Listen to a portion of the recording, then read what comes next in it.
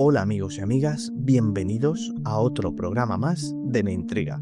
Hoy vamos a emprender un viaje a los límites de la realidad, esa frontera borrosa donde los cuentos de terror, las leyendas urbanas, dejan de ser simples historias para convertirse en hechos documentados. ¿Y si los fantasmas dejaran pruebas que la propia policía no pudiera explicar? ¿Y si las pruebas estuvieran a punto de llegar? Daremos un salto en el tiempo, hasta los años 90, para adentrarnos en un humilde piso de un barrio madrileño de Vallecas. La historia empieza como muchas otras: un adolescente, una sesión de Ouija y una serie de sucesos extraños. Pero aquí es donde todo cambia. El terror de una familia se volvió tan insoportable que hicieron lo impensable. Llamaron a la policía. Lo que ocurrió esa noche, lo que vieron y lo que sintieron aquellos agentes, quedó registrado en un documento único en la historia de España. Hoy abriremos con vosotros el famoso expediente Vallecas, el único informe policial que reconoce oficialmente haber sido testigo de una situación de misterio y rareza, un poltergeist con informes oficiales. Si te fascinan estas historias que desafían nuestra comprensión del mundo, te invito a que te suscribas a nuestro canal de YouTube, a que actives las notificaciones. Es la mejor forma para apoyarnos y para seguir trayéndote historias. Ahora sí, poneos cómodos, preparaos para dudar de todo, porque las historias que estás a punto de ver o escuchar ocurrieron de verdad.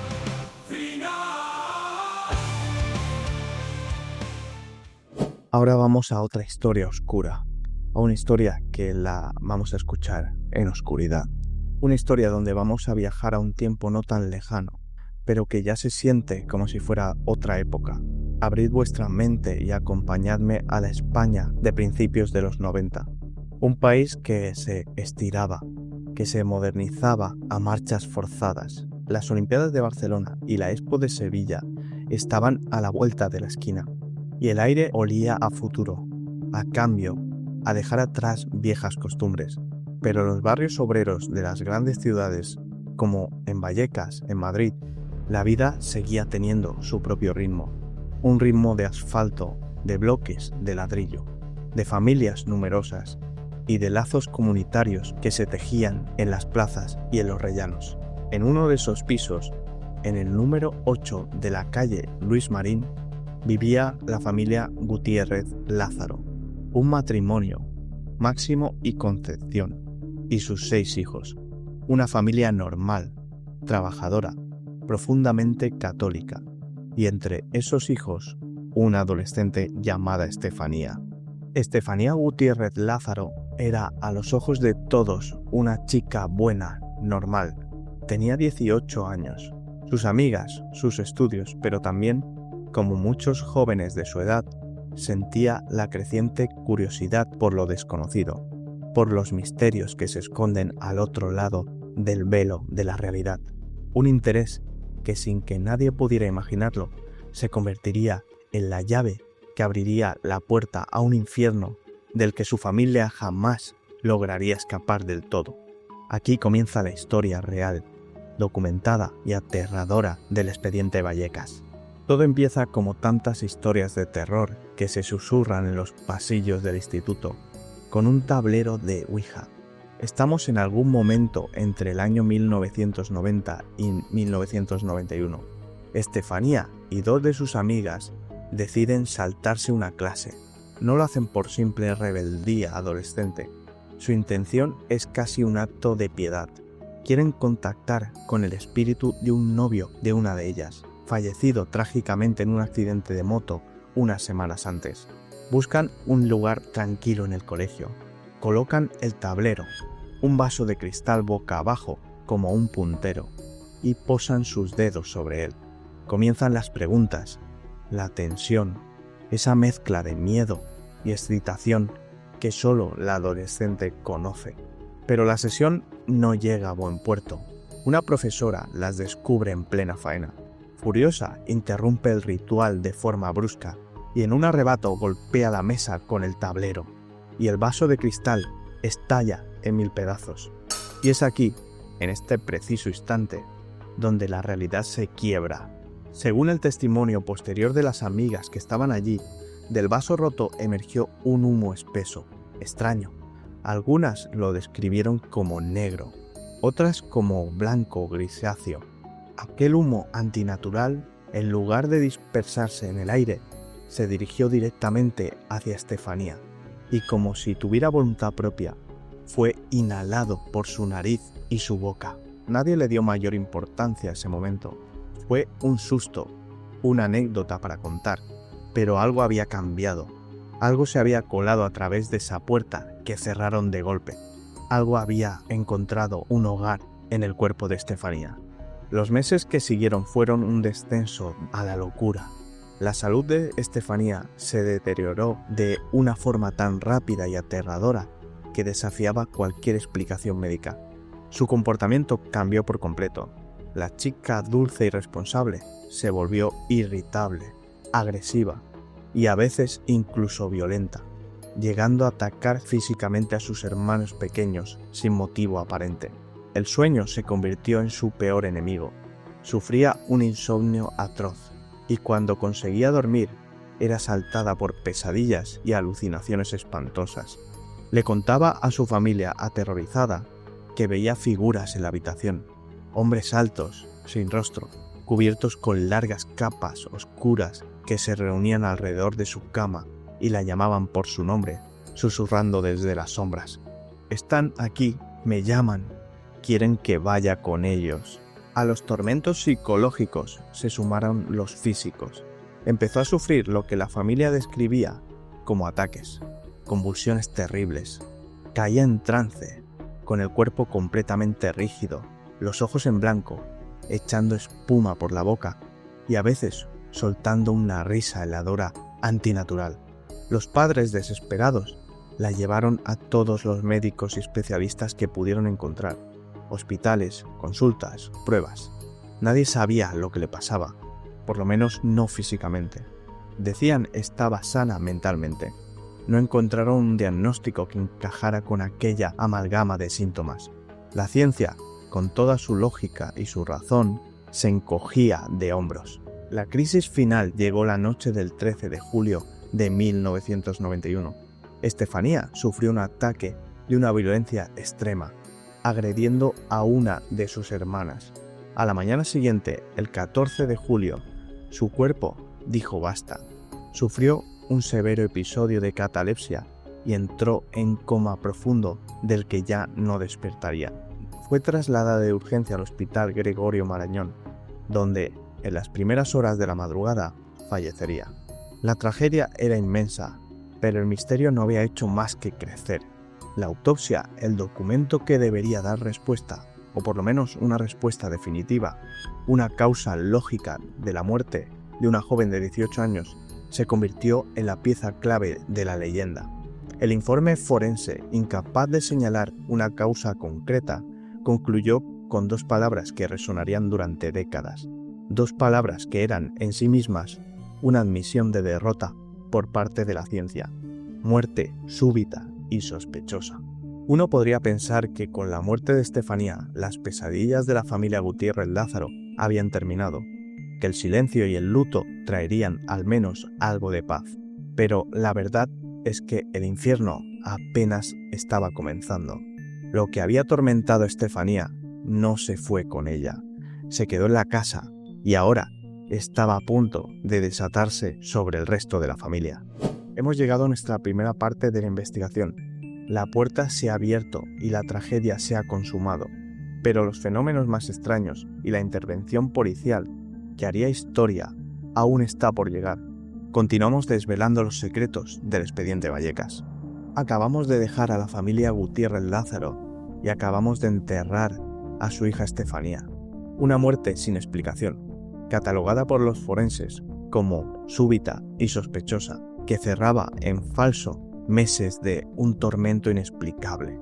Pero la tumba no trajo la paz, solo sirvió para liberar a la entidad o a las energías que se habían aferrado a la joven. Ya no tenían un único huésped, ahora toda la casa era su patio de recreo. Tras la muerte de Estefanía en julio de 1991, Los fenómenos que la atormentaban no solo continuaron, sino que se intensificaron de una forma brutal, como si la entidad liberada quisiera reclamar el territorio.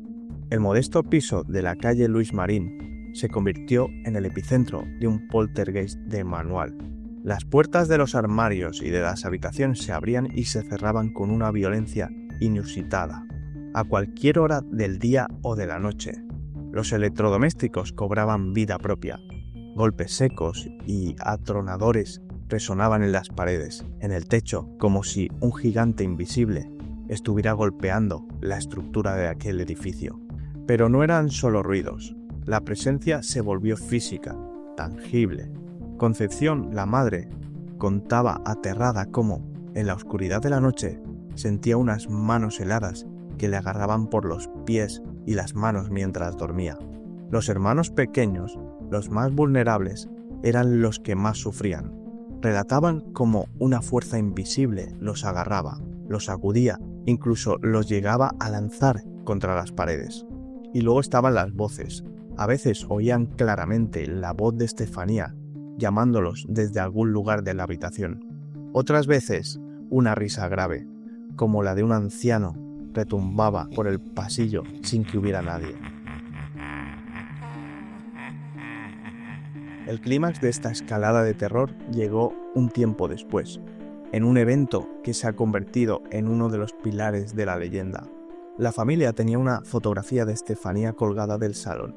Un día, sin previo aviso, sin fuego cercano, sin cortocircuitos, la foto comenzó a arder, pero no ardía de forma normal. El marco de madera y el cristal permanecían intactos, solo se quemó de dentro hacia afuera, y justamente en el rostro de Estefanía, como si de un dedo incandescente lo hubiera borrado de la existencia. La familia estaba rota, vivían en un estado de pánico constante. Recurrieron a curas, a médiums, a supuestos expertos de lo paranormal, pero nada funcionaba. La casa estaba enferma, y ellos eran sus prisioneros. Así llegó la noche del 27 de noviembre de 1992. Más de un año después de la muerte de Estefanía, aquella noche la actividad fue tan violenta, tan insoportable, que la familia sintió que sus vidas corrían peligro. Superados por el terror, hicieron lo único que se les ocurrió: llamar a la policía.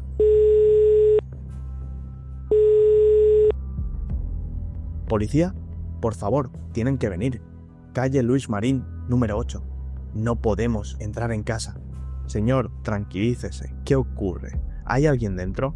Sí. No. No es una persona. Son cosas. Las cosas se mueven solas.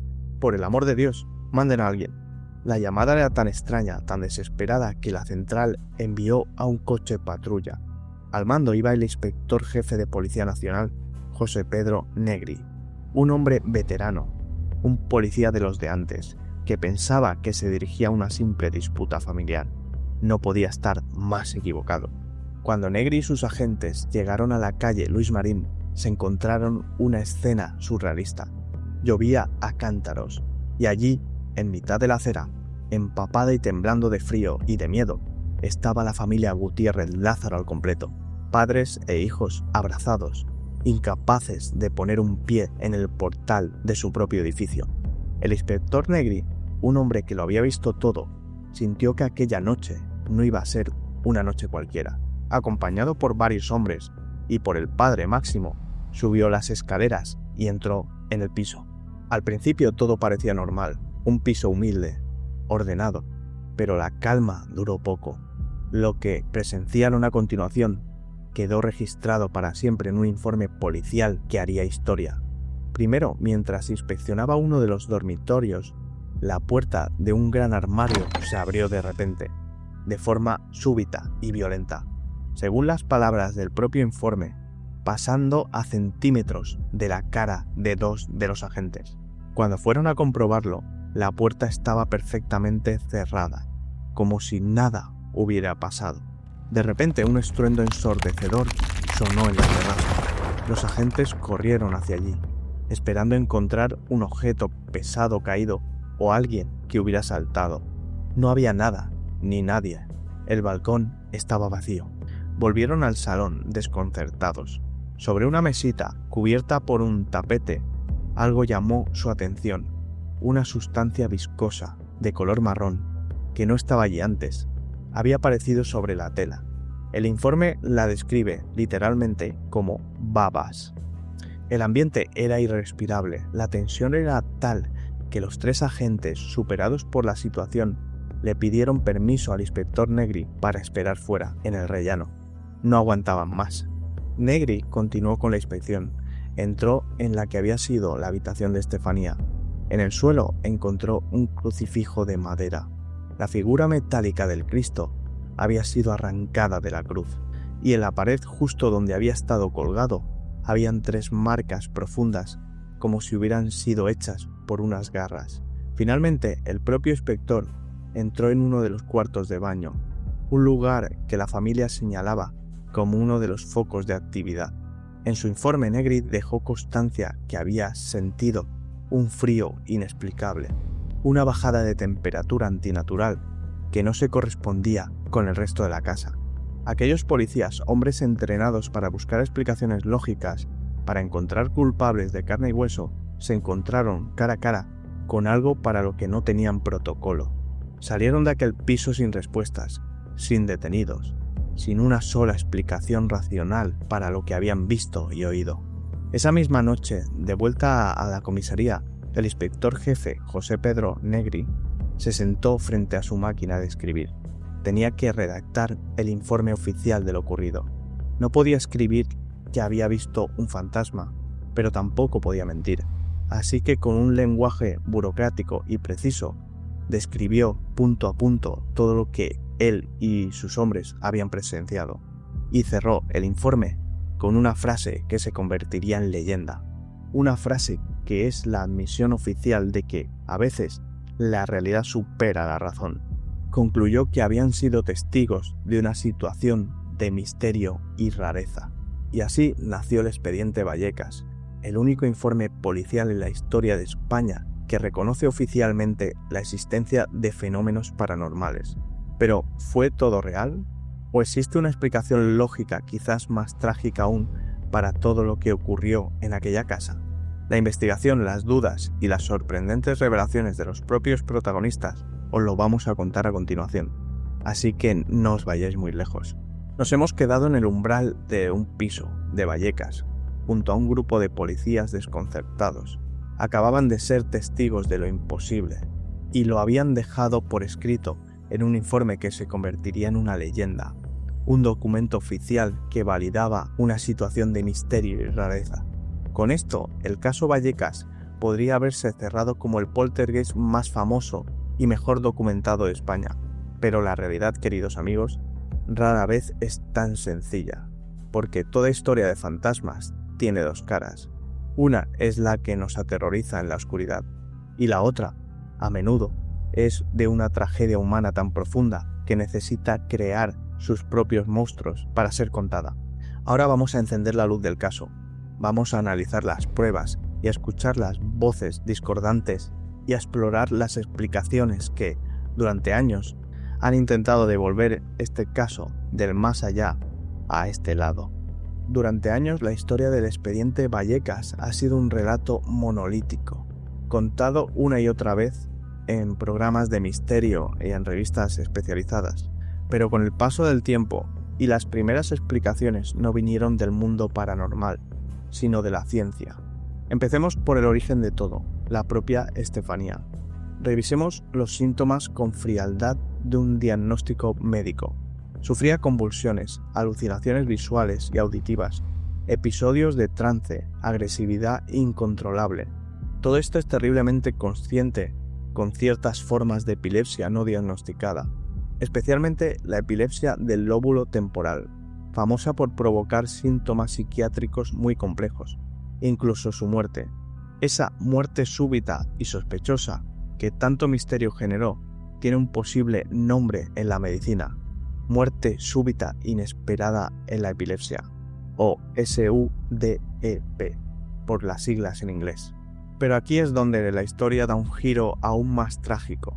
Es un hecho documentado que la madre, Concepción, padecía epilepsia y tomaba medicación para ello. Años después de una investigación periodística reveló un dato escalofriante. Un informe toxicológico supuestamente encontró trazas de Tegretol, un medicamento antiepiléptico, en el cuerpo de Estefanía. Pensemos en esto por un momento. Imaginad la desesperación de una madre. Ve a su hija sufriendo los mismos síntomas que ella conoce tan bien. Los médicos no le dan respuesta. ¿Qué harías? ¿Es posible que en un intento desesperado por ayudarla le diera su propia medicación? No lo sabemos con certeza, pero esta hipótesis transformaría el relato. La posesión se convierte en una enfermedad neurológica no tratada. El demonio de la Ouija se convierte en una crónica de una devastadora tragedia médica familiar. La familia, profundamente religiosa y sin entender realmente lo que estaba sucediendo, interpretó los síntomas a través del único lenguaje que conocían, el de lo sobrenatural. Y tras la muerte de Estefanía, el duelo, un duelo terrible, complicado por la culpa y la incomprensión, en un estado de hipervigilancia y dolor, cualquier ruido normal de una casa, una tubería, el crujido de la madera, pueden ser interpretados como una manifestación paranormal. La mente, a veces, en su afán por encontrar sentido a lo insoportable, lo crea. Pero la duda más grande, lo que realmente hizo temblar los cimientos del caso, vino después desde dentro.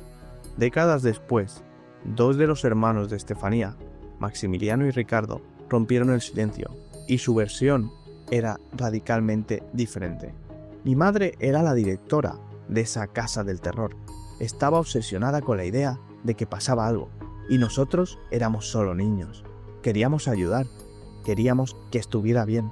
En una entrevista confesaron que algunos de los fenómenos que presenció la policía fueron en realidad montajes infantiles. ¿Recordáis las famosas babas marrones del informe?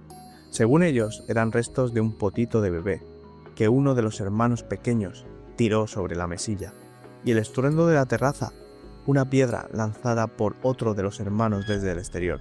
Negaron categóricamente que Estefanía hubiera levitado o hablado en lenguas extrañas. ¿Pero por qué hablar ahora? Según contaron, lo hicieron para proteger la memoria de su padre, que en sus últimos años luchaba contra un cáncer terminal, y al que no quisieron dar más disgustos. Esta versión, por supuesto, choca frontalmente con la de otra de las hermanas, Marianela, que siempre ha defendido la veracidad de los hechos paranormales, hasta el punto de escribir un libro titulado Mi verdad.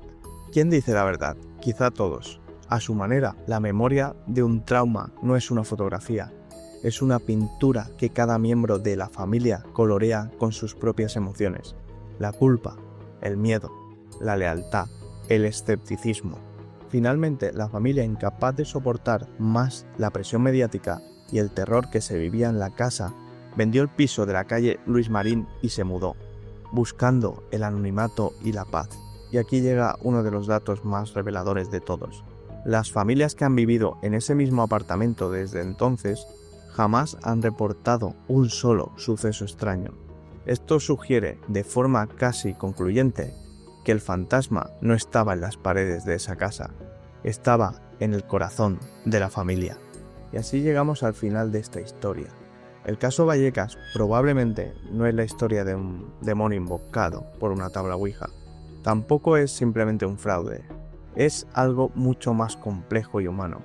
Es la historia de una tormenta perfecta, donde se unieron la tragedia de una enfermedad no diagnosticada y el dolor insoportable de un duelo. Un sistema de creencias que favorece lo sobrenatural. La ambigüedad de un informe policial que dio credibilidad oficial al misterio.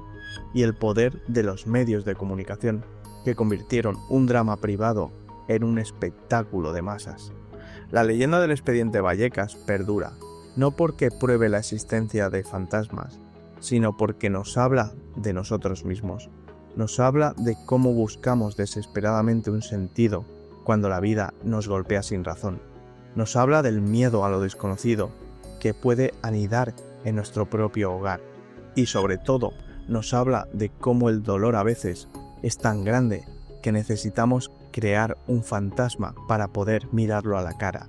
El expediente Vallecas sigue siendo un documento escalofriante, quizás no como un registro de actividad de un poltergeist, sino como un monumento a la fragilidad de la mente humana y al inmenso poder del amor y el dolor familiar para crear sus propias realidades. ¿Y qué pensáis vosotros? ¿Fue un caso de poltergeist claro o simplemente una enfermedad mal diagnosticada?